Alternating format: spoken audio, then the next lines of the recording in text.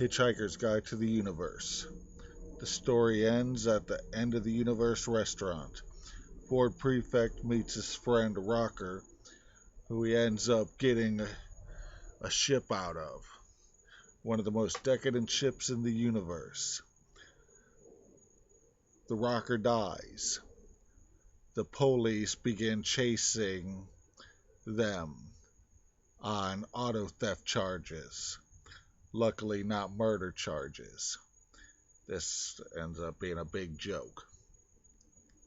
It's the fanciest ship in the universe, has all the luxuries of everything you would ever want or need. Um, the pilot, who ends up being the president, ends up messing up and they get trapped in a black hole. The ship begins getting ripped to pieces while it's trying to escape, and the president loses all control of himself when the hole gives way and he feels the air getting pulled out. All he wants to do is surf it. So he grabs a piece of the wall and jumps out onto the black hole. He has no other choice. It's what he has to do. During the commotion as the ship's falling apart, they hitchhike onto a punk rocker ship, who only reason they even because they were following the ship because they know the rocker. And this ship is horribly disgusting. End of the world. The food on the ship comes out of tubes that look like they were alive. That glurps and burps, and it's really one of the most horrible experiences a human could ever have to deal with. The three talk their way to having the punk rockers get them as far as the warp gate, where they meet up back with Marvin, the planet brain robot. So they turn back into the group of four. Two humans, Ford Prefect and Marvin the robot. They have already gone through two of the gates, and with two unused, which way do we go? Which direction?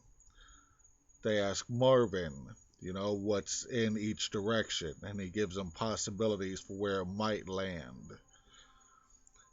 But since they don't know for sure, he can only tell them what's in the direction. They end up landing marooned on a desert ruined city in the middle of the desert. They're starving. There's nothing there. It's totally dead. With no gates, they need to find the Starship Expressway or a bypass. Marvin uses the stars to find the closest route. It's 500 miles away.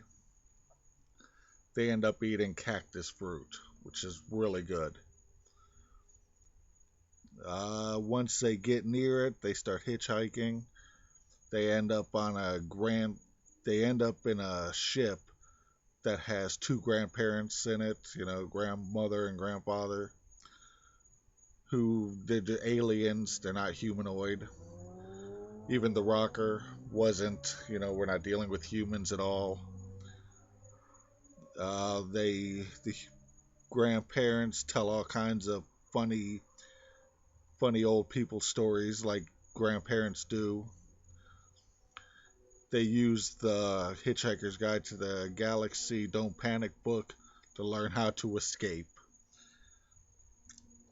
They end up being picked up by a Vorlon cruiser, luckily not a destroyer like last time, that happens to be parked at a forest nearby. They're hanging out the side fishing for reindeers.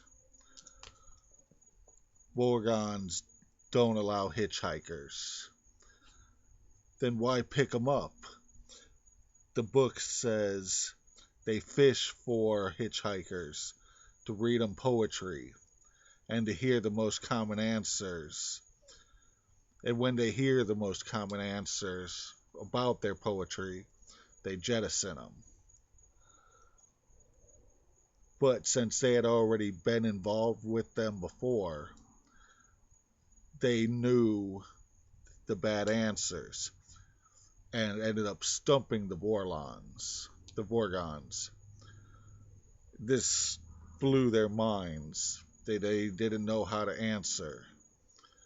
And they had to go and submit an inquiry to the administration office. They threw the captives in jail as they wait for an answer. It should take about 5 years. Luckily, they were in a cruiser. So Fort Prefects was, don't worry, the lesser important ships are flimsy. And they are able to escape the jail through the walls just by peeling the walls off. They end up hitchhiking, getting onto another ship, one that nobody really knows. They end up stealing a shuttlecraft. They find the president. He's been turned into an ultraviolet pile of dust. And as he's talking to them and moving, his body's disappearing. With every word, with every movement, it's turning to dust and fading away. And all he ever really says is that, yeah, you'll avoid black holes if you're a wimp. And then he disintegrates to nothing. In the shuttle, they enjoy the view near the center of the galaxy.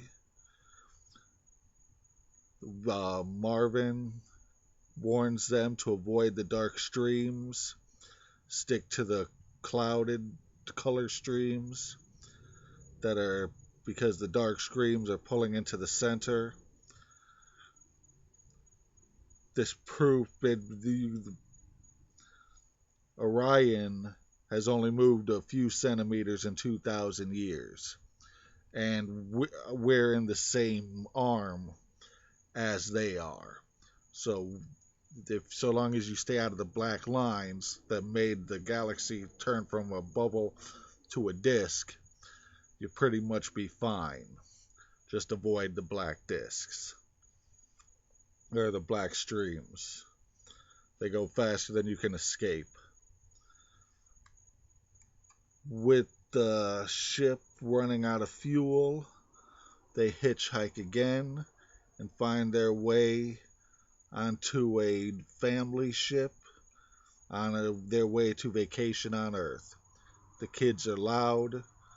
The dogs, if you could call them dogs, are sloppy. The parents are self-absorbed and cluelessly unaware. The Hitchhiker's Guide to the Galaxy, Part 2, the second half, completed.